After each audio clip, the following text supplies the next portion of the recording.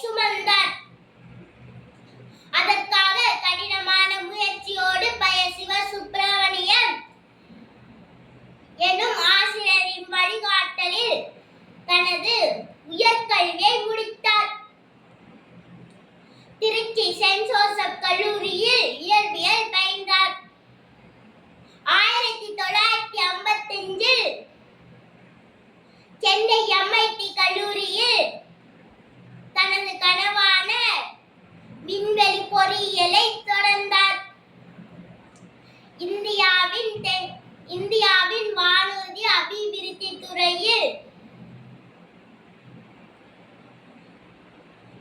விஞ்ஞானியாக பணியை ஆரம்பித்தார்.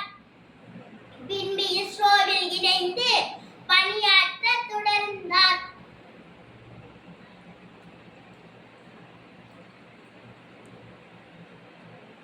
கஷ்டம் வரும்போது கண்களை மூடிக்கொள்ளாதே, கண்களை திறந்து பார், நீ அதை வென்று விடலாம்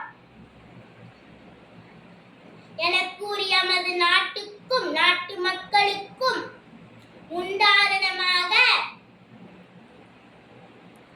வாழ்ந்த இவரின் கனவு இந்தியாவின் உலகில் சிறந்த வல்லரசாக வர வேண்டும். இவரது கனவை நிறைவேற்ற நாம் அனைவரும் ஒன்றிணைந்து